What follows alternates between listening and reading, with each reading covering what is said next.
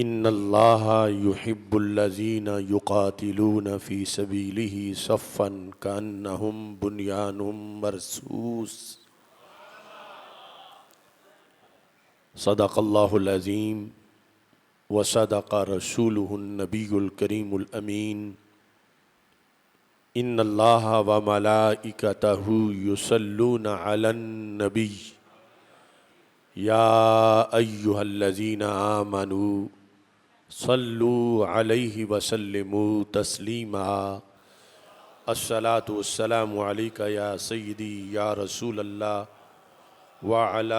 آلک واصحابک یا سیدی یا حبیب اللہ۔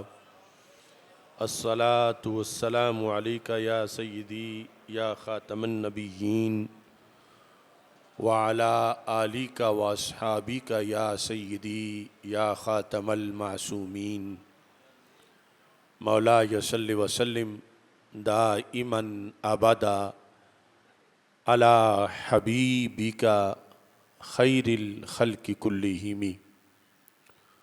منزه عن شريك في محاسنه فجوهر الحسن فيه غير منقسم محمد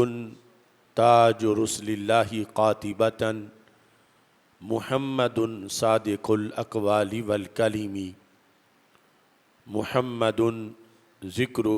روح لانفسنا محمد شکرہ فرد علی الامم۔ رب صل وسلم دائما ابدا علی حبیبک خیر الخلق کلہم۔ خدایا بحق بنی فاطمہ کہ بر قول ایماں کنی خاتمہ، اگر دعوتم رد کنی ور قبول، منو دست و دامان آل رسول صلی اللہ علیہ وسلم۔ یہ پاکستان تو ایمان کے جلووں کا مسکن ہے، یہ پاکستان تو ایمان کے جلووں کا مسکن ہے، یہ پاکستان تو ایمان کے جذبوں کا آنگن ہے، یہ پاکستان تو ختم نبوت کا اجالا ہے، یہ پاکستان تو دینی اخوت کا حوالہ ہے۔ اٹھو باطل کو بتلا دو کہ پاکستان زندہ ہے، ابھی مومن بھی زندہ ہے، ابھی ایمان زندہ ہے۔ خدایا پاک دھرتی یہ سلامت تا قیامت ہو، یہاں پہ دین نافذ ہو، شریعت کی امامت ہو۔ خدایا یہ دعا آصف کی اب منظور ہو جائے، صدائے غزوہ ہند سے عداوت دور ہو جائے۔ اللہ تبارک و تعالی جل جلالہ وعم نوالہ واتم برہانہ وعظم شانہ وجل ذکرہ وعز اسمہ کی حمد و ثنا، اور حضور سرور کائنات مفخر موجودات زینت بزم کائنات دستگیر جہاں غم گسار زماں سید سروراں حامی بے قسام قائد المرسلین خاتم النبیین احمد مجتبیٰ جناب محمد مصطفیٰ صلی اللہ علیہ وعلی آلہ واصحابہ وبارک وسلم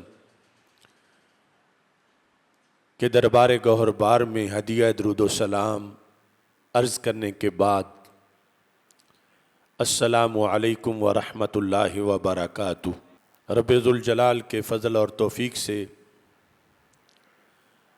مرکز صراط مستقیم گوجرانوالا جامع مسجد رضائے مجتبیٰ میں آج یوم تشکر اور یوم فتح کے موقع پر بنیان مرصوص کانفرنس کا انعقاد کیا جا رہا ہے۔ گزشتہ جمعۃ المبارک کو لاہور میں جیو پاکستان کانفرنس کے اندر اسی آیت کریمہ پر ہم نے گفتگو کی تھی، اور پھر اس کے بعد آگے آپریشن کا جو نام رکھا گیا تو وہ بھی یہ آیت کریمہ سے ہی افواج پاکستان نے رکھا، آپریشن بنیان مرصوص۔ تو اللہ تعالیٰ نے اپنے فضل و کرم سے فتح عطا فرمائی، اور ہم یہ سمجھتے ہیں کہ ہمارے اندر تو بہت کمزوریاں ہیں، لیکن یہ نظریہ پاکستان کی برکت ہے اور پاکستان بنانے والے اولیاء و مشائخ کا اخلاص ہے کہ اللہ تعالیٰ کی غیبی مدد شامل حال ہوئی اور کفر کی ساری طاقتوں کے مقابلے میں پاکستان فتح یاب ہوا۔ اور اللہ تعالیٰ کا یہ قانون ہے، لَإِن شَكَرْتُمْ لَأَزِيدَنَّكُمْ، اگر میری طرف سے نوازشات پر تم شکر بجا لاؤ گے میرا، تو میں تمہیں اور بھی عطا کروں گا۔ تو اللہ کی دی ہوئی فتح پر اللہ کا شکر ادا کرنا یہ اس لیے بھی ضروری ہے کہ اللہ اور فتوحات عطا فرمائے گا، اور خالق کائنات جل جلالہ کی طاقت سب سے بڑی طاقت ہے۔ اور اللہ تعالیٰ فرماتا ہے ذالک بأن اللہ مولی الذین آمنوا وأن الکافرین لا مولی لہم۔ فرمائیے جو دونوں جہاں میں اہل ایمان کی موجیں ہیں اور اللہ انہیں نوازنے والا ہے، یہ اس واسطے ہے کہ اللہ ایمان والوں کا مولا ہے اور کافروں کا کوئی مولا نہیں ہے۔ وَأَنَّ الْكَافِرِينَ لَا مَوْلَى لَهُمْ، وہ رب سارے جہانوں کا ہے لیکن مولا صرف مسلمانوں کا ہے۔ تو اس بنیاد پر اگرچہ کھلاتا پلاتا ان کو بھی ہے، لیکن جو پیار سے کھلاتا ہے تو وہ مومنوں کو کھلاتا ہے، اور پھر مشکل وقت میں ان کے لیے جو اس کی طرف سے نوازشات ہیں وہ کافروں کے لیے نہیں ہیں، وہ مومنوں کے لیے ہیں۔ تو اس بنیاد پر پاکستان ایک انوکھی سلطنت ہے، چونکہ اس کے بنانے میں بنیادی کردار منبر و محراب کا تھا،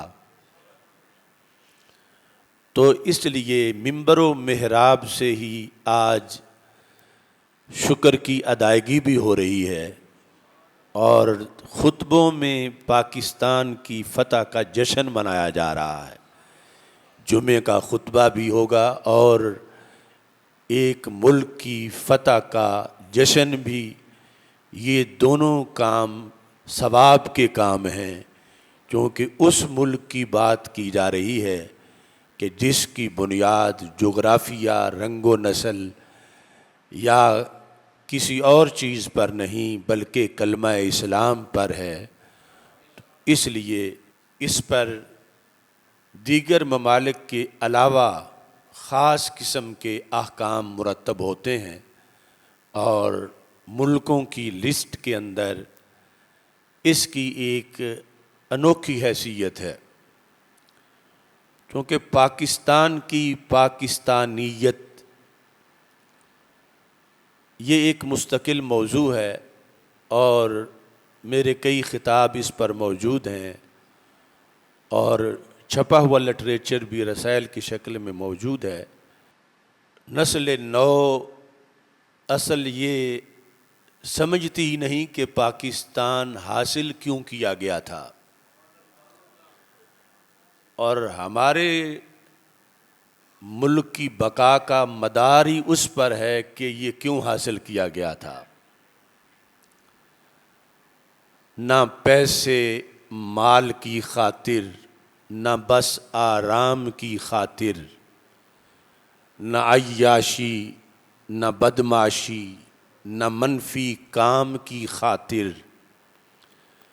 وطن جس کی بنا میں ہے لہو میرے شہیدوں کا، اکابر نے بنایا تھا فقط اسلام کی خاطر۔ تو یہ جو نقطہ نظر ہے، دشمن اس سے توجہ ہٹانا چاہتا ہے تاکہ یہ سمجھا جائے کہ ایک حصہ زمین کا دوسرے حصے کے لوگوں کے ساتھ ٹکرا رہا ہے، اور دونوں ایک طرح کی ہیں، دو وطن ہیں، دو دیش ہیں، تاکہ وہی صورتحال ادھر بھی ہو کہ دیش کی جو محبت جس طرح ہندو سکھ کو بھی ہے، ایسے ہی اس طرح کی محبت محض ہو، نہ کہ کسی ثواب کا اس میں کوئی دخل ہو، اور نہ بنیاد میں کلمے کا کوئی لحاظ ہو۔ یہ دشمن کی سازش ہے کہ ایسا پاکستان نسل نو کے ذہن میں ڈالا جائے، جبکہ ہماری اہل حق کی یہ کاوش ہے کہ فرق کر کے بتایا جائے کہ پاکستان کا اور باقی ملکوں کا فرق کیا ہے۔ جب بنیاد کا فرق اور مقصد کا فرق سامنے ہوگا تو پھر اس کے تحفظ کی جو تڑپ ہے وہ انوکھے انداز کی ہوگی، پھر نمازوں کے اندر بھی اس کی دعاؤں کا حصہ ہوگا، پھر خطبوں میں بھی، اور پھر اس کے جو آپریشن ہیں ان کے نام قرآن کی آیات سے اخذ ہوں گے، اور اس بنیاد پر اس کا جو نظام ہے وہ اس کے لیے کوشش کی جائے گی کہ نظام قرآن و سنت کا نظام اس میں نافذ ہو۔ جبکہ دوسری طرف سے یعنی یہ کوشش کی جا رہی ہے انٹرنیشنل ایجنڈے کے تحت کہ پاکستان کو محض وطنیت تک رکھا جائے، اسلامائزیشن کے ساتھ اس کا جو رشتہ ہے اور اسلامی تشخص ہے یہ توڑا جائے، اور اس کے نتیجے میں یہ کیا بنیں گے؟ معاذ اللہ امریکہ کی کالونی بنے گا، یا پھر لوگ کہیں گے پھر دو ملکوں کی ضرورت کیا ہے، جب ایک جیسے ہیں تو پھر ایک بنا لیتے ہیں۔ جو جواز ہے علیحدہ ملک کا اور اس کی بقا کا اور اس کے تحفظ کے اندر جو فلسفہ ہے وہ صرف اس کا اسلامی تشخص ہے کہ یہ اسلام کے نام پر بننے والی واحد سلطنت ہے،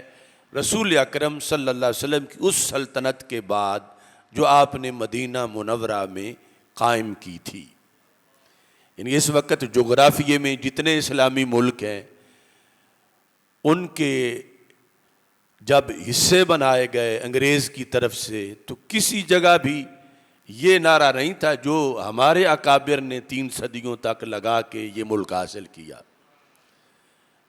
مثلا اگرچہ سعودی عرب کے جھنڈے پر لا الہ الا اللہ لکھا ہوا ہے، لیکن یہ آج تک نہ کسی نے نعرہ لگایا نہ کسی نے سنا کہ سعودی عرب کا مطلب کیا لا الہ الا اللہ محمد الرسول اللہ۔ وہ ایک خاندان کی حکومت ہے، اس کا مطلب ایک خاندان کی اپنی ذاتی حکومت ہے۔ ایسے ہی باقی جو ممالک ہیں ان میں بھی یہی چیز پیچھے ہے، کہیں جغرافیہ ہے، کہیں نسل ہے، کہیں رنگ ہے، کہیں بولی ہے، لیکن یہ منفرد ملک ہے کہ جس کو حاصل کرنے سے پہلے اس کی غرض بتائی گئی تھی اور اعلانیہ بتائی گئی تھی، چھپا کے نہیں رکھا گیا تھا کہ اوپر کچھ اور ہو اندر کچھ اور ہو، جو اندر تھا وہی باہر بھی ظاہر کیا گیا، اور علل اعلان یہ کہا گیا کہ پاکستان کا مطلب کیا، لا الہ الا اللہ محمد الرسول اللہ صلی اللہ علیہ وسلم۔ تو اس بنیاد پر اس ملک کی سرحدوں پہ پہرا دینا اور اس ملک کے اندر نظام کی اصلاح کے لیے کوشش کرنا اور اس کے اسلامی تشخص کو باقی رکھنا، یہ ساری چیزیں بڑی ضروری ہیں۔ یعنی میرے جتنے موضوعات ہیں پیچھے طویل خطابات میں، تو پاکستان کے لحاظ سے جتنے موضوعات ہیں، جہاد کے لحاظ سے جتنے موضوعات ہیں، تو میری تقریریں اس مسئلے پر دو محاذوں پر ہیں، یعنی میں دو طرفہ جنگ لڑتا رہا ہوں۔ میری ایک جنگ حکمرانوں سے رہی ہے اور کسی پارٹی کے ساتھ ہم نے مفاہمت نہیں کی اور کسی کو ووٹ نہیں دیا، کسی کی حمایت نہیں کی، یہ جو عام معروف سیاسی پارٹیاں ہیں، کیونکہ ہمارا ہمیشہ تقاضا یہ رہا ہے کہ پاکستان ملکوں میں مسجد کی طرح ہے، اور مسجد میں امامت کے لیے اہل امام کو رکھا جاتا ہے۔ اگر نااہل امام رکھیں جس کو سورہ اخلاص بھی نہ آتی ہو، تو پھر اپنے پاؤں پہ خود کلہاڑی مار رہے ہیں۔ تو اگرچہ ایسی تقریروں کی بھی ہمیں قیمت دینی پڑتی ہے کہ تم کیوں بولتے ہو کہ اس ملک میں انگریز کا نظام نکالا جائے اور مدینہ منورہ میں جو رسول اکرم صلی اللہ علیہ وسلم نے نافذ کیا اس نظام کو نافذ کیا جائے۔ تو چونکہ یہ جو جہت ہے، اگر یہ پوری نہ ہو تو کچھ لوگوں کو پاکستان کے خلاف باتیں کرنے کا موقع ملتا ہے، اور ان کا منہ بند کرنے کے لیے یہ ضروری ہے کہ اس کے اندر نظام وہ ہو جس مقصد کے لیے حاصل کیا گیا، ورنہ وہ کہتے ہیں بارڈر کے ادھر یا ادھر ایک ہی صورتحال ہے۔ تو دوسری جنگ ہماری پاکستان کے جغرافیے کے جو دشمن ہیں ان کے ساتھ ہمیشہ رہی، اور اس بنیاد پر اگرچہ ہمارے بہت سے یعنی ہزاروں فالوورز جن کو بھارت میں مسلکی طور پر وہ ہمیں فالو کرتے ہیں، لیکن یہاں آ کے وہ پھر اپنی کچھ ناراضگی کا اظہار کرتے ہیں، تو ان کو بھی ہم سمجھاتے ہیں کہ مسجد مسجد ہے، اگر تم بھی مسجد بنا لو تو ہم تمہارا بھی زندہ باد کا نعرہ لگائیں گے، لیکن ہم مندر کے زندہ باد ہونے کا نعرہ نہیں لگا سکتے۔ ہندوستان میں ایک نیا پاکستان بناؤ، نئے کا نام پاکستان خانہ رکھو، اس کو اسلامستان کہہ دو، اس کو ایمانستان کہہ دو، لیکن وہ اس بیس پہ ہو کہ وہ کلمے کی بنیاد پہ بنا ہے۔ تو جب وہ بنا نہیں تو اس پر جو مسلط ہے نظام وہ مندر والوں کا ہے، تو اس بنیاد پر اس کے مقابلے میں پاکستان کا تقدس وہ اپنے نظریے کی وجہ سے ہے۔ تو یہ دونوں موضوعات پر ہماری مساوی تقریریں ہوتی ہیں، پاکستان کے حکومت جو بھی ہو اس سے مطالبہ، اور ایسی حکومت آئے کہ جو قرآن نافذ کرے، اور دوسری طرف جو پاکستان کو پاکستان ماننے کو تیار نہیں، ان کے مقابلے میں پاکستان کی پاکستانیت کی دلیلیں قرآن و سنت سے پیش کرنا کہ یہ عام وطن نہیں، یہ بڑا خاص وطن ہے، اور انشاءاللہ قیامت کے دن جب نیکیاں ملیں گی تو پاکستان میں رہنے کی بھی مستقل نیکیاں ہوں گی، کہ یہ وہ لوگ ہیں جو اس ملک میں رہے جس کا نظریہ کلمہ اسلام کی بنیاد پر تھا۔ چونکہ رسول اکرم صلی اللہ علیہ وسلم فرماتے ہیں جب کلمہ پڑھا ہے تو مشرکوں کے بیچ سے نکل آؤ، وہاں نہ رہو، اگر وہیں رہو گے تو پھر تمہاری نماز بھی قبول نہیں ہوگی۔ پھر ہم مسلمان کی آگ کافر کی آگ کو نہ دیکھے، آگ اگر ان کی آگ کو دیکھے تو آگ سے بھی فتنہ پیدا ہو سکتا ہے کہ مسلمان کی کمزور سی آگ تھوڑی لکڑیوں کے میسر آنے کی وجہ سے، پڑوسی کی تیز آگ کی وجہ سے کہیں اس کا مورال ڈاؤن نہ ہو جائے اور وہ مایوس نہ ہو جائے کہ ہم تو غریب لوگ ہیں اور یہ بہت امیر ہیں۔ تو اس بنیاد پر فرمایا مومن کی آگ بھی کافر کی آگ کو نہ دیکھے۔ اس پر آگے ہزاروں چیزوں کو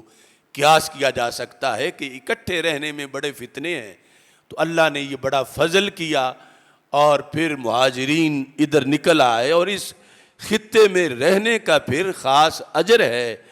کہ یہاں پر جو ہے یہ کلمے کی بنیاد پر جو بنا ہے ملک، اللہ نے اس ملک میں رہنے کا ہمیں موقع عطا فرمایا ہے۔ اب اس میں اسلام آباد کے اندر تقریر کرتے ہوئے وہ لال مسجد کا خطیب کچھ دن پہلے اس مجمع میں اس نے کہا کہ اگر انڈیا اور پاکستان کی جنگ ہو تو کون ہے تم میں سے جو کہ پاکستان کا ساتھ دے گا؟ تو اس کے سامنے جیسے بیٹھے ہوئے تھے، جو جیسا وہ ہے ویسے ہی سننے والے بھی تھے، تو کم کسی نے ہاتھ اٹھایا تو کہنے لگا اب میری بات آپ لوگوں کو سمجھ آ گئی ہے کہ انڈیا کے مقابلے میں پاکستان جب جنگ کرے گا تو پاکستان کا ساتھ دینے کی بجائے انڈیا کا ساتھ دینا چاہیے۔ یہ پاکستان کے دارالحکومت میں وہ تقریر کر رہا تھا جو برقع پہن کے بھاگ گیا تھا ایک وقت پر۔ تو ایسی جو آوازیں ہیں وہ ملکی سلامتی کے لیے بڑی خطرناک ہیں، اور ہمارے آقا صلی اللہ علیہ وسلم نے یہ خبر پہلے دی تھی، صدیوں پہلے۔ حدیث میں فرمایا جب ایک شخص نے آ کر رسول اکرم صلی اللہ علیہ وسلم کو یہ کہا کہ اعدل یا محمد صلی اللہ علیہ وسلم، اللہ کے نبی آپ عدل کریں۔ بخاری شریف میں دوسری میں ہے اتق اللہ، اس نے کہا آپ پرہیزگار بن جائیں۔ تو معاذ اللہ جہاں کمی ہو وہاں تبلیغ کی جاتی ہے، اور جو عدل میں یگانہ ہوں اور تقوی میں ان کا کوئی ثانی نہ ہو، اور نبیوں کے بھی سلطان ہوں اور سب سے اتقا ہوں، انہیں یہ تبلیغ کرنا تو یہ تبلیغ نہیں، یہ توہین ہے۔ اس واسطے حضرت خالد بن ولید اور حضرت عمر رضی اللہ تعالی عنہ انہوں نے اس کا سر اتارنے کی اجازت مانگی رسول اکرم صلی اللہ علیہ وسلم سے، اور سرکار کے لہجے سے بھی یہ پتہ چل رہا تھا کہ انہوں نے اس شخص نے تبلیغ نہیں کی بلکہ توہین کی ہے۔ تو رسول اکرم صلی اللہ علیہ وسلم نے فرمایا کہ یخرج من ضئد ھذا الرجل، اس کی پشت سے ایک قوم آئے گی، یقرؤون القرآن ولا یجاوز حناجرہم، وہ قرآن پڑھیں گے مگر ان کے حلق سے نیچے قرآن نہیں اترے گا۔ مطلب یہ ہے وہ پورے اسلامی گیٹ اپ میں ہوں گے اور نماز روزہ یہ سب کچھ کریں گے۔ ان کی وضاحت کرتے کرتے رسول پاک صلی اللہ علیہ وسلم نے، جن کو خوارج کا نام ملا دور صحابہ میں ہی، ان کی نشانیوں میں سے ایک نشانی یہ بتائی کہ یقتلون اہل الاسلام ویدعون اہل الاسنام یا اہل الاوثان، کہ وہ لوگ اہل اسلام کو قتل کریں گے جو اس کی نسل سے نکلیں گے اور قرآن پڑھیں گے اور نماز روزہ سب کریں گے۔ ان کا ایک رویہ یہ ہوگا کہ یقتلون اہل الاسلام، مسلمانوں کو قتل کریں گے، وَيَدَعُونَ اہل الاوثان، اور بت پرستوں کو چھوڑ دیں گے۔ انہیں کچھ نہیں کہیں گے، یعنی اندر کھاتے ان کی اہل اوثان سے دوستی ہوگی۔ تو اب وہ بات واضح ہو گئی ملا عبدالعزیز کی اس تقریر سے جو اب میڈیا پر وائرل ہے، کہ وہ کہہ رہا ہے کہ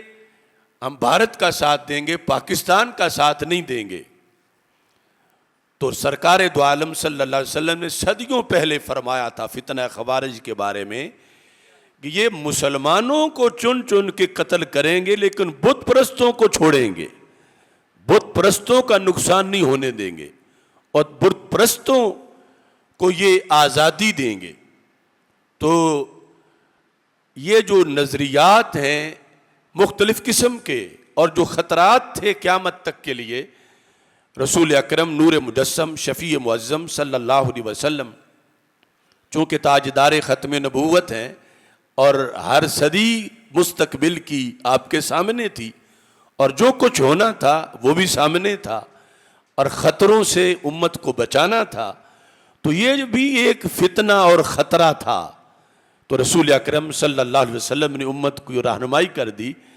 کہ یہ نہ دیکھنا کہ مسجد میں خطبہ ہو رہا ہے اور ایک عالم دین خطبہ دے رہا ہے، ایسے بھی ہوگا، عالم بھی ہوگا ساتھ خارجی بھی ہوگا، اور جب خارجی ہوگا تو پھر مسلمان جتنے قتل ہو جائیں دھماکوں کے اندر، مسجد میں دھماکہ، بازار میں دھماکہ، مزار پر دھماکہ، جمعے پر افطار کے موقع پر دھماکہ، ہسپتالوں میں دھماکے، اس ملک میں سب کچھ ہوا فتنہ خوارج کی طرف سے، ماضی میں گلی گلی رنگین ہوئی اور اب تک وہ کام ہو رہا ہے۔ اور دوسری طرف یعنی ان کو ایڈ انڈیا پہنچاتا ہے، اور وہ پھر اب بات ان کی زبانوں سے نکل آئی کہ اگر جنگ ہوگی تو ہم پاکستان کا ساتھ نہیں دیں گے بلکہ بھارت کا ساتھ دیں گے۔ تو نبی اکرم نور مجسم شفیع معظم صلی اللہ علیہ وسلم نے ایسے لوگوں کا جو خطرہ تھا کہ جن کی پہچان نہیں ہونی تھی کسی کو، کہ بھلا ایسا بھی ہو سکتا ہے کہ ممبر اور محراب اور مسجد اور مولوی اور داڑھی اور امامہ اور غلط بات کرے، غلط پیغام دے، تو میرے آقا علیہ السلام نے بتا دیا کہ ایسا بھی ہوگا، اور وہ خبر بالکل سچی ہے، اور اس کی مختلف جھلکیاں ہم نے اس مختصر تاریخ کے اندر جو ہمارے ہوتے ہوئے اس ملک میں حالات گزرے ہیں، ہم نے اس تاریخ کو اپنی آنکھوں سے دیکھا ہے۔ قرآن مجید برہان رشید میں یعنی یہ جو میں نے ابتدا میں بات کی کہ پاکستان کی حدود پر جو جغرافیائی حدود ہیں ان پر پہرا دینے والا اور محض ایک وطن پر جس کا اسلام سے کوئی تعلق نہ ہو، اگرچہ اس میں مسلمان رہتے ہوں لیکن حکومت ہندوؤں کی ہو، سکھوں کی ہو، یہود کی ہو، نصارہ کی ہو، ان کی بارڈرز پر کھڑے جو پہرے دار ہیں، ان میں زمین و آسمان کا فرق ہے، اور وہ فرق سارا مذہب اور دین کی بنیاد پر ہے اور ملک کی بنیاد اور نظریے پر ہے۔ تو اللہ تعالیٰ فرماتا ہے ان اللہ یحب الذین یقاتلون فی سبیلہ صفا، بے شک اللہ محبت کرتا ہے، اور جس سے کوئی محبت کرے وہ اس کا محبوب ہوتا ہے۔ تو اللہ تعالیٰ کہیں فرماتا ان اللہ یحب التوابین و یحب المتطہرین، اللہ تعالیٰ توابین سے محبت کرتا ہے، متقین سے محبت کرتا ہے، اور یہاں فرما ان اللہ یحب الذین یقاتلون فی سبیلہ، بے شک اللہ محبت کرتا ہے ان سے جو اللہ کے راستے میں جہاد کرتے ہیں۔ اب یہ فضیلت انڈیا کے بارڈر پہ کھڑے فوجی کو میسر نہیں، اگرچہ وہ کوئی وہاں کا مسلمان ہی کیوں نہ کھڑا ہو، یہ فضیلت پاکستان کے جتنے محاذ ہیں، خواہ وہ بری ہوں، بحری ہوں، فضائی ہوں، ان پر جو ڈیوٹی دے رہے ہیں انہیں میسر ہے، اور وہ میسر ہے ہمارے نقطہ نظر کے مطابق کہ پاکستان کی فوج جہاد فی سبیل الوطن پہ نہیں کھڑی ہوئی، جہاد فی سبیل اللہ پہ کھڑی ہے۔ اگر وطن سے اسلامیت سائیڈ پہ کر دی جائے، مانش کر دی جائے، تو پھر دونوں طرف ایک طرح کے ہوں گے۔ اور اب اگر صرف ہم وطن بھی کہیں اور اس کی محبت بھی کہیں تو پھر بھی وہ وطن مراد ہے جو کلمے کی بنیاد پہ حاصل ہے۔ اس بیس پر اب مجاہد یعنی جہاد کا ثواب اس کو مل رہا ہے۔ ابھی میں تفصیل حدیث شریف سے اس کی بتاؤں گا۔ تو آیت کہتی ہے ان اللہ، انّا ہے تاکید کے لیے کہ کوئی شک میں نہ رہے، حالانکہ اللہ کے کلام میں ویسے بھی کوئی شک نہیں، لیکن پھر بھی اس نے انّا کا استعمال کیا۔ بے شک اللہ، یحب، یہ مضارع کا صیغہ ہے، یہ نہیں ہے ان اللہ احبا کہ ماضی میں فلاں غزوے میں اللہ نے جو کھڑے تھے جہاد کے لیے ان کو پسند کیا۔ یقیناً جو اللہ کے رسول علیہ السلام کی قیادت میں یا آپ کے ظاہری حیات میں بھیجے ہوئے تھے ان کے تو درجے بڑے ہی بلند ہیں، لیکن آیت قیامت تک کے لیے ہے۔ بے شک اللہ یحب، محبت کرتا ہے،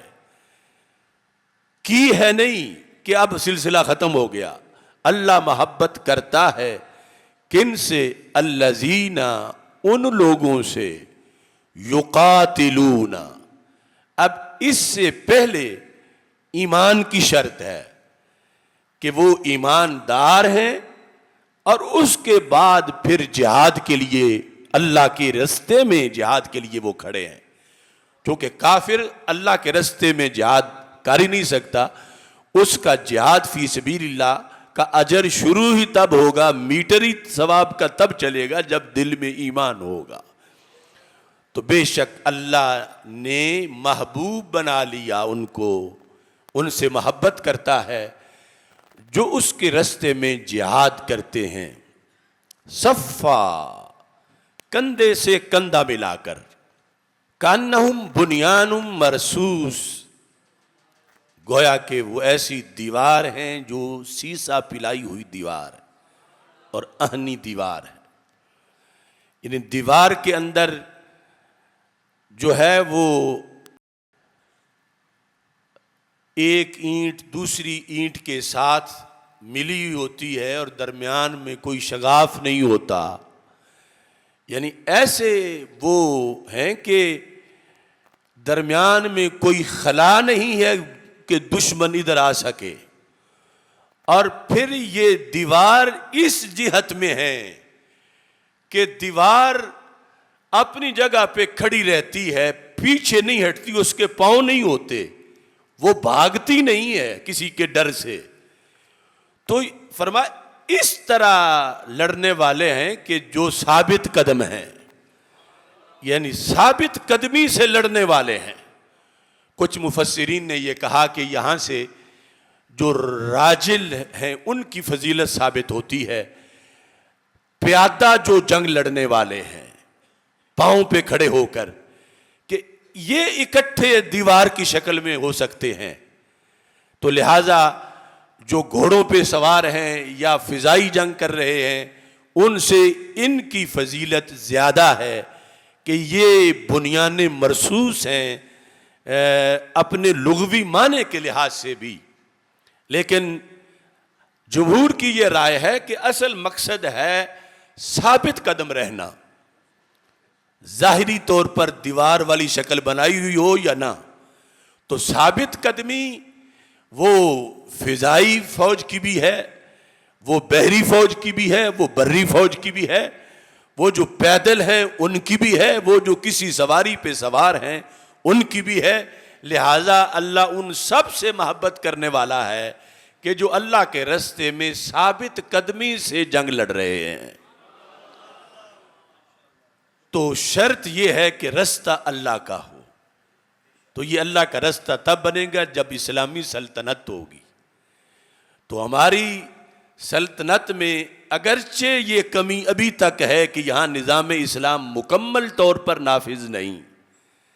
لیکن پھر بھی ہزار دلائل کی روشنی میں یہ اسلامی سلطنت ہے. اور اس کے تحفظ کے لیے خواہ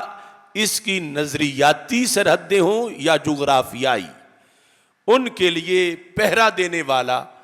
ان کے لیے فنڈ دینے والا، یعنی جو آپ کہتے ہو کہ ہمارے بجٹ سے اتنا حصہ کاٹ کے فوج کو دے دیا جاتا ہے،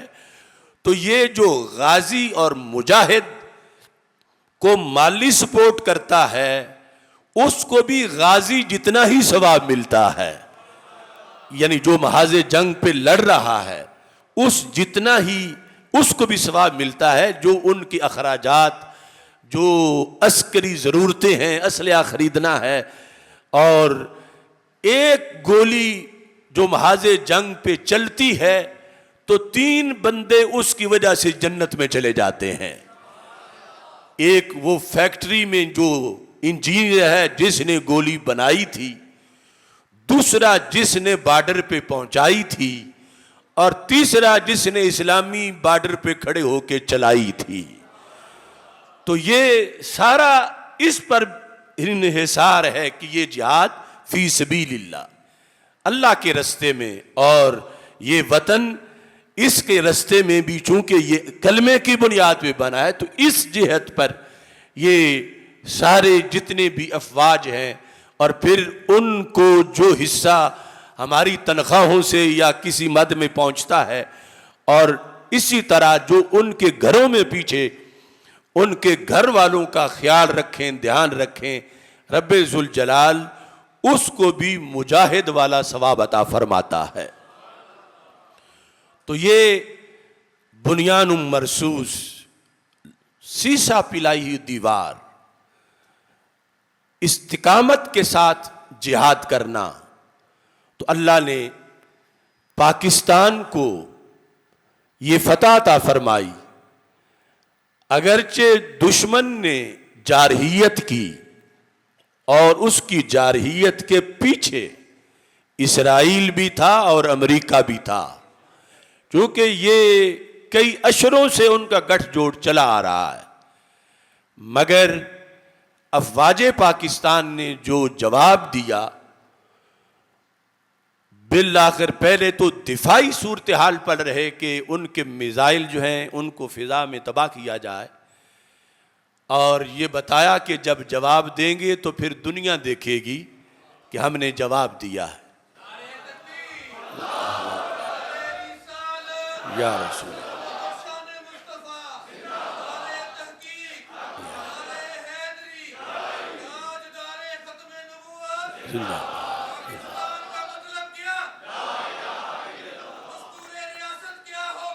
محمد الرسول اللہ صلی اللہ علیہ وسلم. غدار ہے، غدار.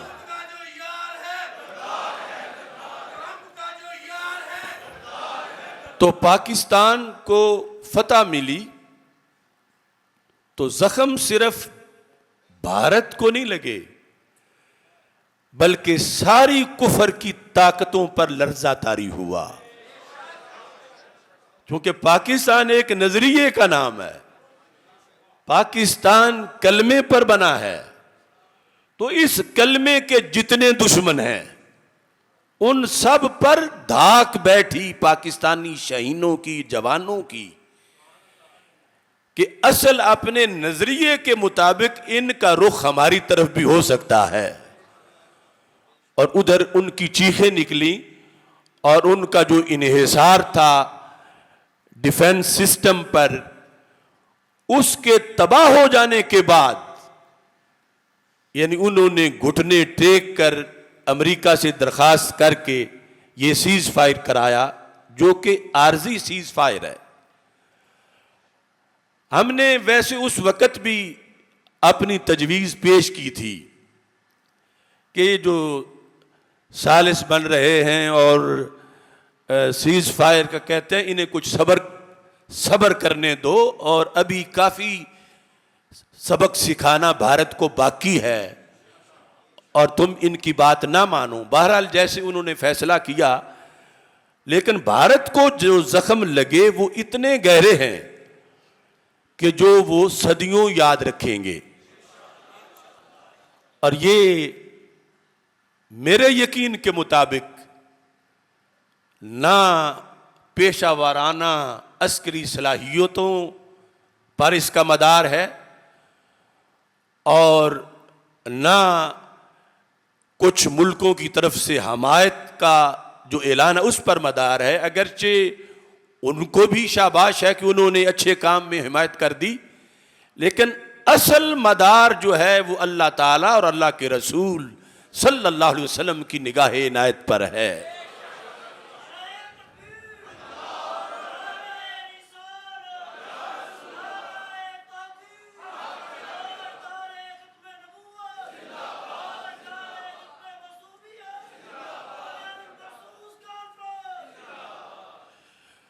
اور اب 2 دن رہ گئے ہیں شاید باقی سیز فائر کے، اس دوران بھی بھارت کی طرف سے شرارتیں باقی جاری رہی ہیں، اور مودی کی جو تقریر ہے وہ اول تا آخر جھوٹ اور تکبر اور فراڈ پر مبنی تھا، اور اس سے شر ٹپک رہا تھا، جس سے مجھے محسوس ہوتا ہے کہ یہ عارضی جنگ بندی ہے، اور بھارت اپنے جو اس کے دوست ہیں ان کے ساتھ مشاورت میں ہے، اور ابھی معاذ اللہ خطرات کی تلوار لٹک رہی ہے، اور قوم اور افواج کو، یقیناً افواج تو ہر وقت تیار ہیں، یہ ذہن میں رکھنا چاہیے کہ کلمے کی بنیاد پر بننے والی اس سلطنت پر اگر پھر کوئی ایسا وقت آتا ہے، ہم مانگتے نہیں کہ ایسا وقت آئے، لیکن اگر یہ اللہ کی طرف سے لکھا ہے تو پھر ہمیں وحدت کے ساتھ اپنے ملک کی سالمیت، تحفظ اور بقا کے لیے ثواب سمجھ کے اس کی حفاظت کے لیے نکلنا ہوگا اور اپنے آپ کو پیش کرنا ہوگا، کیونکہ نبی اکرم نور مجسم شفیع معظم صلی اللہ علیہ وسلم نے جہاد کو قیامت تک کے لیے لازم کیا ہے، اور فرمایا، سنن نبی داؤد میں ہے، حضرت عمران بن حسین روایت کرتے ہیں، فرمایا رسول اکرم صلی اللہ علیہ وسلم نے، لا تزال طائفۃ من امتی یقاتلون علی الحق ظاہرین علی من ناواہم، فرما ہمیشہ تسلسل کے ساتھ انقطاع کے بغیر میری امت میں ایک گروہ حق پر ہوتے ہوئے وہ جہاد کریں گے، یعنی حق پر ہونا پہلے ہے کہ حق پر قائم رہ کے وہ باطل کے خلاف جہاد کریں گے، ظاہرین، اس حالت میں کہ اللہ ان کو غلبہ دے گا، کس پر؟ علی من ناواہم، جس نے بھی ان سے عداوت کی، کیونکہ ان کی عداوت حق سے عداوت ہوگی، وہ حق کے ترجمان بنے ہوں گے زمانے میں، اس لیے کہ هو الذی ارسل رسولہ بالہدی ودین الحق لیظہرہ علی الدین کلہ، کہ دین اسلام بھیجا گیا ہے کہ اس کو ہر دین پر غالب کیا جائے، صرف 1-2 پر نہیں، سارے دینوں پر، تو پھر جو حق پر قائم ہے اس کی عداوت ہر طرف سے ہوگی، تو اللہ تعالیٰ ان کو غلبہ عطا فرمائے گا۔ کب تک یہ لڑیں گے؟ یعنی نسل در نسل، ایک مجاہد کی عمر تو اتنی لمبی نہیں ہوگی، فرمایا حتی یقاتل آخرہم المسیح الدجال، یہاں تک کہ میری امت کے مجاہدوں میں سے جو آخری مجاہد ہوں گے وہ دجال کے خلاف جہاد کریں گے۔ اس دوران کسی حاکم کی حکومت جہاد کو معطل نہیں کر سکتی، کسی مفتی کا فتویٰ جہاد کو معطل نہیں کر سکتا۔ فرما الجہاد ماض الی یوم القیامہ، تو یہ قیامت تک کے لیے ہے۔ اور یہ جہاد اسلامی ظلم نہیں، کسی کے اوپر ظلم نہیں، یہ اصل میں امن کی تمہید ہے اور ظلم کا خاتمہ ہے۔ چونکہ بخاری کی حدیث ہے، ہمارے آقا علیہ السلام نے فرمایا وَاعْلَمُوا أَنَّ الْأَرْضَ لِلَّهِ وَلِرَسُولِهِ، جان لو کائنات کی ساری زمین، خواہ اس پہ امریکہ کی ریاستیں ہوں، خواہ برطانیہ کی ہوں، خواہ اسرائیل بنا ہو، خواہ بھارت ہو، میرے آقا علیہ السلام نے فرمایا یہ ساری زمینیں دو ذاتوں کی ہیں، ایک خدا ہے، دوسرا ذات مصطفیٰ ہے صلی اللہ علیہ وسلم۔ اب جن کا خدا پر ایمان ہے اور مصطفیٰ علیہ السلام پہ ایمان ہے وہ تو مسلمان ہے، اور جن کا ایمان نہیں وہ قبضہ گروپ ہیں۔ یا بتائیں کہ ان کا کون ہے جس کی زمین پہ وہ وارث بنے ہوئے ہیں؟ سرکار نے فرمایا یہ صرف دو ذاتوں کی زمین ہے، اور وہ دو ذاتیں آپس میں ایسے ہیں، محبوب و محب میں نہیں میرا تیرا۔ یہ بھی صرف ہمارے مسلک پر بات کہی جا سکتی ہے، ورنہ تقسیم کرنی پڑے گی کہ عرب کی زمین ایک کی ہو، عجم کی زمین دوسری ذات کی ہو، تو پھر تو اللہ کا لہو ملک السماوات والارض، ساری زمینیں اور آسمان اس کے ہیں۔ اور بخاری کی حدیث کہہ رہی ہے نہیں اس کے بھی ہیں، مصطفیٰ علیہ السلام کے بھی ہیں۔ وَاعْلَمُوا أَنَّ الْأَرْضَ لِلَّهِ وَلِرَسُولِهِ، یہ تقریباً 4 مرتبہ بخاری میں حدیث آئی ہے۔ تو لہذا اہل سنت کے عقیدے کے مطابق دونوں ذاتوں کی اس طرح ہے کہ محبوب و محب میں نہیں میرا تیرا۔ اب جہاد میں کیا ہوتا ہے، کسی سے کچھ چھینا نہیں جاتا، اپنا واپس لیا جاتا ہے۔ تو اپنا قبضہ چھڑانا یہ ظلم کہاں ہے، یہ زیادتی کہاں ہے؟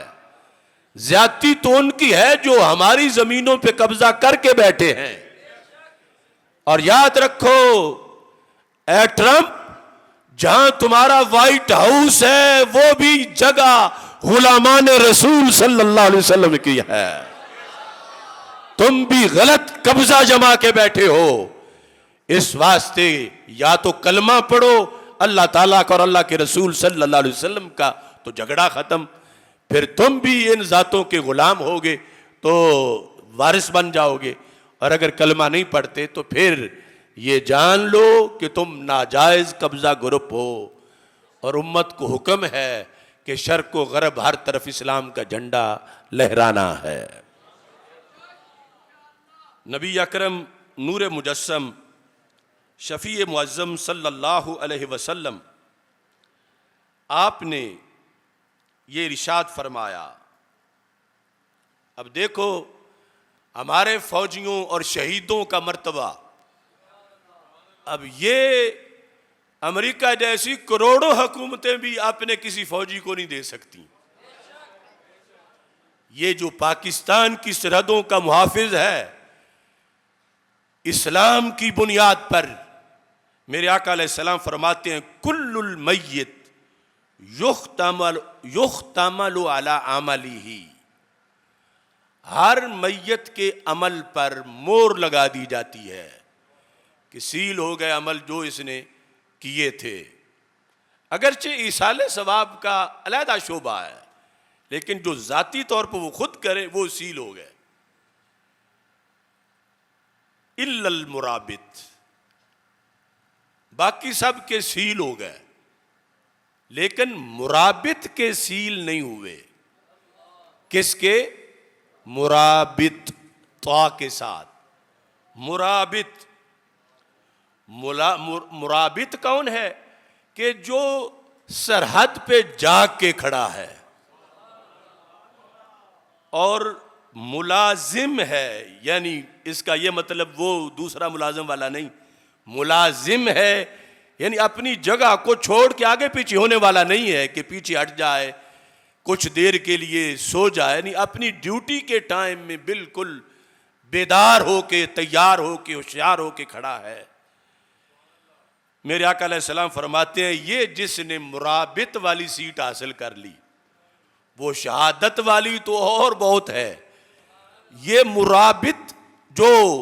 کھڑا رہا، فرمایا فَإِنَّهُ يَنْمُو لَهُ عَمَلُهُ إِلَى يَوْمِ الْقِيَامَةِ. اس کا عمل اس کی وفات کے بعد بھی نشو و نما پائے گا.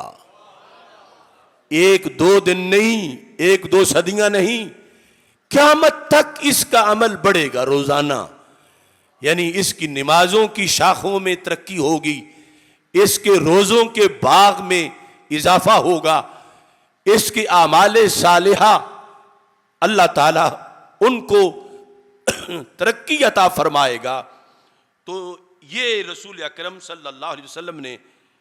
اس کا انعام بتایا اور ساتھ فرمایا وَيُؤَمَّنُ مِن فَتَّانِ الْقَبْرِ. اور منکر نکیر کے سوالوں والے مسئلے میں سے اس کو ویسے ہی کلیئر کر دیا جائے گا. یعنی منکر نکیر اس کے لیے بھیجے ہی نہیں جائیں گے کہ یہ ویسے ہی پاس ہے. یہ ہے جو ابھی پہرا دے رہا ہے، اور جو پھر شہید بھی ہو جائے تو اس کے لیے بھی رسول اکرم صلی اللہ علیہ وسلم نے فرمایا الشہید ینمو لہ عملہ الی یوم القیامہ. اس کے اعمال قیامت تک ان کو نشو و نما ملتی ہے. اب یہ فضیلت تب ہے جب وہ اسلامی سلطنت کی سرحد پہ کھڑا ہے. یہ سارا ثواب تو ہمارا سارا دفاع جو ہے اس کی بیس پاکستان کا اسلامی تشخص ہے. یعنی یہ سارا جذبہ جو فوجی کو میسر ہے، اب بھارت والے کے لیے جنت نہیں، اس کے عمل میں اضافہ نہیں، وہ بلکہ جب اسلامی سلطنت کے خلاف کھڑا ہے تو پھر جہنمی ہے. لیکن ادھر جو دنیا کے انعامات ہیں وہ تو اور چیز ہے. اللہ کی طرف سے اتنا انعام دیا جائے گا کہ اس نے کلمے کی بنیاد پہ بنی ہوئی سلطنت کے بارڈر پر پہرا دیا. اگرچہ ایک رات ہی دیا تو وہ مسلسل دے تو اس کے مطابق مزید درجات میں بلندی ہوتی ہے. یہ ہے بنیان مرصوص کانفرنس کا خلاصہ کہ ثابت قدمی سے رہے، جس طرح بھی رہے، جو ڈیوٹی وہ دے رہا ہے، خواہ محاذ میں پیچھے کھانا پکا کے بھیج رہا ہے، اسلحہ فراہم کر رہا ہے، یا جز وقتی ڈیوٹی دے رہا ہے، ان سب کو اسلام میں نوازا جا رہا ہے اس بیس پر کہ وہ ایک اسلامی سلطنت کی حدود پر پہرا دے رہا ہے. حضرت ابو ہریرہ رضی اللہ تعالی عنہ ارشاد فرماتے ہیں اب یہ کسی اور ملک کے عوام کو یہ حیثیت حاصل نہیں. میرے آقا صلی اللہ علیہ وسلم نے مومن کے لحاظ سے فرمایا، اور اس کی تمہید میں یہ لفظ سن لو کہ یہ لفظ غزوہ جو ہے یہ ہماری اردو کی کتابوں میں اس کا فرق کیا گیا کہ رسول پاک صلی اللہ علیہ وسلم خود شریک ہو تو غزوہ ہے ورنہ سریہ ہے. اسلامی نقطہ نظر میں مطلقاً جب کوئی مجاہد جہاد کے لیے نکلتا ہے تو اس کو نکلنے پر ہی اس کو غازی کہا جاتا ہے، اور غازی اس کے نکلنے کے عمل کو غزوہ کہا جاتا ہے کہ وہ جہاد کے لیے نکل رہا ہے. تو میرے آقا صلی اللہ علیہ وسلم نے فرمایا مم ماتا، اپنے سب نے اپنے اپنے دلوں کے سارے کونوں کے اندر جھانکنا ہے کہ کیا ہم اس حدیث کے مطابق پاس ہیں یا فیل ہیں، اور آج لے ان کی پناہ، آج مدد مانگ ان سے کل نہ مانیں گے قیامت کو اگر مان گیا. یعنی اگر کوئی کمی ہے حدیث کے مطابق تو آج وقت ہے اس کمی کو دور کیا جا سکتا ہے. میرے آقا صلی اللہ علیہ وسلم ارشاد فرماتے ہیں من ماتا، جو مرا اس حالت میں، مراد من سے ہے مسلمان، وہ کافر تو ثواب والے کلاس میں شامل ہی نہیں یا جنت والے رستے کا راہی نہیں. من سے مراد ہے مسلمان. جو مسلمان اس حالت میں مرا ولم یغزو، کہ جس نے زندگی میں کبھی جہاد نہیں کیا تھا، یہ ہے لم یغزو. غزا یغزو مطلقاً جہاد کے معنی میں ہے کہ جو فوت ہوا اس حالت میں، 80 سال کے بعد فوت ہوا اور 5 منٹ بھی جہاد نہیں کیا. آگے جو جزا آ رہی ہے وہ ہے مات علی شعبۃ من نفاق، وہ منافقت کی موت مرا. لیکن حدیث کا آدھا حصہ درمیان میں نے چھوڑا ہے تاکہ اس کو تو کم از کم آپ غنیمت جانیں کہ سیٹ ایک اور بھی باقی ہے. پہلے فرمایا جس نے جہاد نہیں کیا اور مر گیا، مات علی شعبۃ من نفاق، وہ جو کچھ بھی کر لے وہ منافقت کی موت مرا. اور ساتھ لم یغزو کے ساتھ میرے آقا علیہ السلام رحمت للعالمین صلی اللہ علیہ وسلم ہیں، اور یہ سارے حالات قیامت تک کے سامنے تھے کہ بزدل حکمران بے بس کر دیں گے امت کو اور پتہ نہیں کیا کیا صورتحال بن جائے گی. تو میرے آقا صلی اللہ علیہ وسلم نے ساتھ دوسری چیز بھی بتائی، من مات ولم یغزو، جو مرا اس حالت میں کہ اس نے جہاد نہیں کیا. آگے ولم یحدث نفسہ بغزو، اور ساری زندگی اپنے دل سے جہاد کا مشورہ بھی نہیں کیا. ایک ہے عملاً جہاد نہیں کیا، دوسرا دل میں کبھی جہاد کا سوچا بھی نہیں. یعنی اپنے دل کو قائل نہیں کیا کہ جہاد کے لیے جانا چاہیے، تو پھر وہ منافقت کی موت مرا. اور اگر اس نے اپنے دل سے یہ بات کی ہوئی ہے کہ رب کے رستے میں نکلنے کا موقع ملا تو میں ضرور نکلوں گا، یہ دل سے طے کیا ہوا ہے، اس کو کہتے ہیں حدیث نفس، اپنے آپ سے بات کرنا. نہ عملاً جہاد کیا اور نہ کبھی اپنے دل سے بات کر کے دل کو منایا کہ جان دینی پڑی تو دوں گا، میں صرف وقت کا انتظار کر رہا ہوں. تو پھر عملاً جہاد کرنے والا اور یوں اپنا حقیقی فیصلہ کر کے رکھنے والا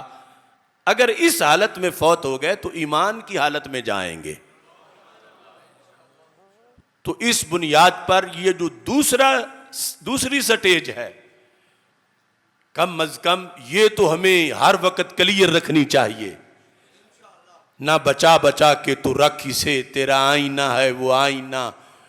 جو شکستہ ہو تو عزیز تر ہے نگاہ آئینہ ساز میں. کیونکہ ہم مومن ہیں، اور قرآن کے مطابق جو مومن ہوتا ہے وہ اپنی جان بیچ چکا ہوتا ہے، اس کے پاس اپنی نہیں ہوتی، ادھاری ہوتی ہے. وہ اپنی جان کا خود مالک نہیں ہوتا، چونکہ وہ بیچ کے اس کی قیمت لے چکا ہے. اللہ تعالیٰ فرماتا ان اللہ اشتری من المؤمنین انفسهم واموالهم بان لهم الجنہ، بے شک اللہ نے خریدی مومن سے اس کی جان کو اور اس کے مال کو، کس بدلے میں؟ جنت دے کر. تو اب مومن یقیناً مومن وہ سودا کر چکا ہے. جب سودا کر چکا ہے تو پھر جان بچاتا کیوں ہے؟ پھر اسلام کے لیے جب ضرورت پڑے تو یہ جان لے کے نکل پڑے. اپنی تو ہے نہیں یہ رب نے دی مفت تھی اور واپس قیمت دے کے لی ہے، اور قیمت تھوڑی نہیں، جنت ہے، اور جنت وہ ہے کہ اس کے نام الاٹ ہو چکی ہے، اس واسطے بِأَنَّ لَهُمُ الْجَنَّةَ کہا، صرف بالجنہ نہیں کہا۔ اور پھر یہ واضح کیا کہ رب ذوالجلال یہ بھی کہہ سکتا تھا کہ مسلمانوں نے، مجاہدوں نے مجھ سے جنت خرید لی، مجھ سے جنت خرید لی اپنی جانوں کے بدلے میں، خریدنے کی نسبت ان کی طرف ہوتی، حالانکہ اللہ کے شایان شان ہی نہیں خریدنا، خریدا وہ جاتا ہے جو اپنا نہ ہو، تو اللہ کی تو ہر شے اس کے ملک میں ہے، اور پھر خریدتا وہ ہے جو محتاج ہو، جس چیز کو بھی خریدتا ہے حاجت ضرور ہوتی ہے، خواہ بادشاہ ہو، اور اللہ ہر حاجت سے بے نیاز ہے، اس کے باوجود اس نے خریدنے کی نسبت اپنی طرف کی، مقصد یہ تھا کہ مومن کے جان کی ویلیو کا پتہ چلے، کیونکہ جو سودا ہوتا ہے اور قیمت، ان دونوں میں سے مبیہ اور ثمن جس کو عربی میں کہتے ہیں، ان دونوں میں سے شان بڑی سودے کی ہوتی ہے، کہ 2 کروڑ کی گاڑی خریدی، اب گاڑی پہ 2 کروڑ وار دیا کہ 2 کروڑ جاتا ہے تو جائے، گاڑی آنی چاہیے۔ تو اگر یہ اسلوب ہوتا قرآن کا کہ مومنوں نے اللہ سے اپنی جانوں کے بدلے جنت خریدی، تو پھر ویلیو جنت کی ظاہر ہوتی،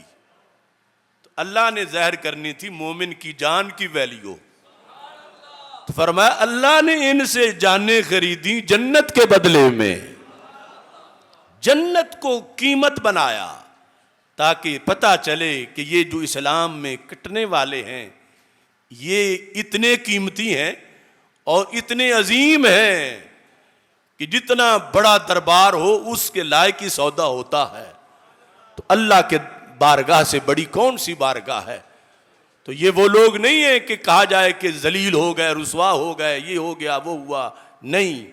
یہ اسلام کی برکت سے محاذ جنگ پر جو بنیان مرصوص میں کھڑا ہے، یہ اپنی جان اللہ کے آگے بیچ چکا ہے، اور اللہ نے اس کی جان کو خرید کے اس کو مقابلے میں ایک پارٹی شو کیا۔ کون ہو سکتا ہے کہ جس سے اللہ کوئی چیز خریدے؟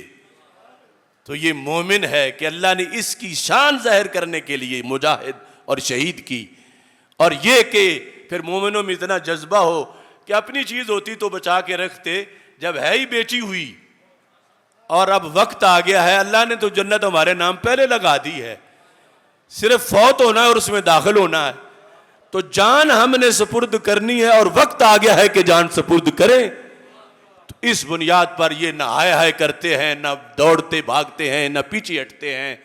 بلکہ اللہ کے لیے اپنی جان کو پیش کرتے ہیں۔ یہ اس وقت ہے کہ جب جہاد فی سبیل اللہ کیا جا رہا ہو۔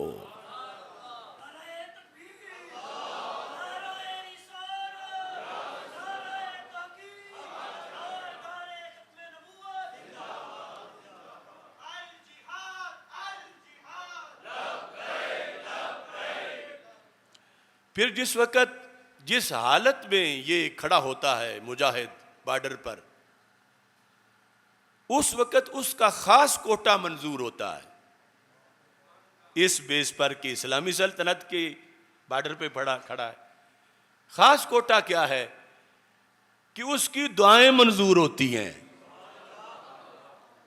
گارنٹی رسول پاک صلی اللہ علیہ وسلم نے دی۔ ہم اولیاء کے پاس جاتے ہیں، پیروں کے پاس، مشائخ کے پاس دعا کے لیے کہ مقرب ہستیوں کی دعائیں قبول ہوتی ہیں، لیکن جہاد پر بھی کوٹا بٹتا ہے، محاذ پر بھی کوٹا بٹتا ہے۔ نبی اکرم صلی اللہ علیہ وسلم سے حضرت سہل بن سعد رضی اللہ تعالی عنہ روایت کرتے ہیں، سینتان لا تردان او قل ما تردان، فرمایا کہ دو دعائیں ہیں جو رد نہیں کی جاتی. لا تردان، یعنی مانگنے والا جو مانگے وہ ملتا ہے. یا راوی کو شک ہے کہ سرکار نے یہ فرمایا کلا ما تردان، بہت کم ہے کہ وہ رد ہوں، وہ قبول ہوتی ہیں. کون کون سی دعائیں؟ اب ایک تو بڑا سنہری موقع ہے، وہ دن میں 5 وقت ہم سب کو میسر آتا ہے. فرمایا کہ الدعاء عند النداء، جب اذان ہو رہی ہو تو اس کے دوران جو دعا مانگی جائے وہ رد نہیں کی جاتی. دوسرا وعند البأس حین یلہم بعدہ بعدا، اور جنگ کے وقت، جس وقت اسلام اور کفر کی فوجیں آپس میں گتھم گتھا ہو جائیں، فرمایا اس وقت بھی مجاہد جو دعا کرتا ہے وہ رد نہیں ہوتی، اس کو کوٹا ملتا ہے قبولیت کا، محبوبیت کا. تو یعنی آپ وہ ایسی سرکار اور ہستی بنا ہوا ہے کہ دعا رد نہیں ہوگی. تو موت پینے والوں کو یہ کہاں مقام حاصل ہے؟ یعنی یہ کس طرح ان کو تولا جا سکتا ہے افواج پاکستان کے مقابلے میں کہ ادھر محبوبیت کا مقام مل رہا ہے اور ساتھ یہ ہے کہ کوٹا مل رہا ہے. اگر شہید ہو گیا تو 70 کی شفاعت کر سکے گا، آباء و اجداد میں اور آگے نسل میں. اور دعاؤں کے لیے کہ اس کو اس وقت، چونکہ یہ بہت اہم وقت ہے اسلام پر، تو جب آپس میں جنگ شروع ہو چکی ہو تو اس دوران اب مجاہد کا جو سٹیٹس ہے بڑا بڑھ گیا ہے، تہجد گزاروں سے بھی اوپر چلا گیا ہے کہ وہ دعا مانگے گا اللہ اس کی دعا قبول کرے گا، رد نہیں کرے گا، کیونکہ اسلامی سلطنت کی سرحد پہ کھڑا وہ اسلامی سلطنت اور اسلام کے لیے پہرا دے رہا. ان ساری چیزوں کو ذہن میں رکھنا چاہیے. اور پاکستان کے خلاف جو پراپوگنڈا ہے اور جو بولی کے نام پر کچھ لوگ وطن مانگ رہے ہیں، کچھ جغرافیے کی بنیاد پر، کوئی، یہ سارے ایجنڈے غیروں کے ہیں. اور جب بٹ جائے گا معاذ اللہ تو پھر طاقت پیچھے کہاں رہ جائے گی. اگر بلوچ کہے ہمارا علیحدہ چاہیے، پختون کہے ہمارا علیحدہ چاہیے، پنجابی کہے ہمیں علیحدہ چاہیے، سندھی کہے ہمیں علیحدہ چاہیے، تو پھر پاکستان پیچھے کس کو کہیں گے؟ دیکھو یہ کتنی خطرناک چیز ہے. پاکستان بناتے وقت یہ نہیں کہا تھا کہ پنجابیوں کو دیش چاہیے، سندھیوں کو دیش چاہیے، بلوچوں کو دیش چاہیے، پٹھانوں کو دیش چاہیے. اس وقت تھا پاکستان کا مطلب کیا؟ محمد الرسول اللہ صلی اللہ علیہ وسلم. تو اس کو آج غالب کرنے کی ضرورت ہے. اور جو دوسری آوازیں ہیں وہ غیروں کے ایجنڈے کا حصہ ہیں. اگرچہ ہمارے لوگ فریب خوردہ نہ سمجھیں کہ ہمیں استعمال کیا جا رہا ہے، لیکن بقائے پاکستان کے لیے ایسے سارے ایجنڈوں کا خاتمہ ہونا چاہیے. اور نظریے کی بنیاد پر، جس میں کوئی صوبائیت نہیں، کوئی پنجابی پشتون، یہ نہیں، صرف اسلام کی بنیاد پر یہ مارز وجود میں آیا اور یہ ہمارا ملک. انٹرنیشنل حالات کی بنیاد پر میں نے تقریباً 2017 کی جو فہم دین کانفرنس تھی اس میں بھی یہ بیان کیا تھا. اس وقت ٹرمپ کا پہلا دور تھا جب یہ حجاز مقدس میں آیا، اور اس وقت یہ جو موجودہ شہزادہ اس کے باپ نے استقبال کیا، اور ساتھ ٹرمپ کی بیوی بھی آئی، اس کے ساتھ خادم الحرمین نے مصافحہ کیا. اور میں نے وہ سارا جو کچھ ہوا تقریباً 200 صفحات پر مشتمل سارے اخبارات اور رپورٹیں پڑھ کے میں نے ان کے خلاف تقریر کی جو ان کے ریکارڈ میں، وہ بھی میری دہشت گردی ہے اور ایک بہت بڑا جرم ہے کہ میں نے کیوں وہ درد دل پیش کیا کہ مسلمانوں کا حکمران ہو، خادم الحرمین ہو، اور اتنا بے حیا ہو کہ اسے پتہ ہی نہ ہو کہ وہ کس کے ساتھ ہاتھ ملا رہا ہے، اور کس کو جو اسرائیل کے خون خار پنجوں کے پیچھے جس کی قوت ہے اس کو یہ مہمان بنا رہے ہیں اور سونے کے ہار پہنا رہے ہیں۔ تو اب وہ اپنے نئے دور میں پھر سعودی عرب میں آیا، آپ سب نے دیکھا، قطر میں اور امارات میں، اس کے ساتھ پہلے اس کی بیوی کے ساتھ یہ مصافحہ کر رہے تھے، اب ان کی بیویاں ٹرمپ سے ہاتھ ملا رہی تھیں، اور مسلمانوں کی ماؤں بہنوں بیٹیوں کو سر سے کپڑے اتروا کے ان کا ڈانس کروایا کہ ٹرمپ صاحب گزر رہے ہیں۔ اب یہ کوئی فرضی باتیں نہیں، آپ سارے جانتے ہیں، سارے انگلش عربی اردو میڈیا سب میں آیا۔ اب چپ رہیں تو گونگے شیطان بنے، بولیں تو دہشت گرد بنے، بولیں تو پابندیوں پہ پابندیاں، کہ تم آل سعود کے خلاف بولے ہو، تم نے یہ کیا ہے، تم نے وہ کیا ہے، لہذا مدینہ ایئرپورٹ سے آگے نہیں جا سکتے، یہاں سے واپس جا سکتے۔ تو میں کہتا ہوں آل سعود بھی بندے کے پتر کا کام کوئی کرے، وہ فرق رکھے کہ آل سعود اور ہے اور آل یہود اور ہے۔ یعنی اس وقت غزہ کی جو صورتحال ہے، بھوک سے اب وہ بیچارے شہید ہو رہے ہیں جو بچے ہیں، جو چھت پہ ہو پرنالے سے وہی نیچے ٹپکتا ہے۔ تو پورے عالم اسلام کی چھت تو مکہ مکرمہ اور مدینہ منورہ اور وہاں کے حکمران ہیں، اور وہ ٹرمپ کی بیعت کیے ہوئے ہیں۔ یعنی ایسے آگے ادب سے، اتنے ادب کو سرکار دو عالم صلی اللہ علیہ وسلم کے لیے کریں تو وہ شرک کہتے ہیں، جیسا وہ ٹرمپ کے لیے اپنا انداز اپنائے ہوئے تھے ملنے میں۔ تو اس بنیاد پر ان کے لیے پیغام اصلاح ہے کہ وہ صحیح ہوں گے تو ساری دنیا میں اسلام کے جو تصورات اور تعلیمات ہیں یہ اجاگر ہوں گی۔ خدا کرے نہ خم ہو سرے وقار وطن، اور اس کے حسن کو اندیشہ ماحوسال نہ ہو۔ یہاں جو پھول کھلا رہے برسوں، یہاں خزاں کو گزرنے کی بھی مجال نہ ہو۔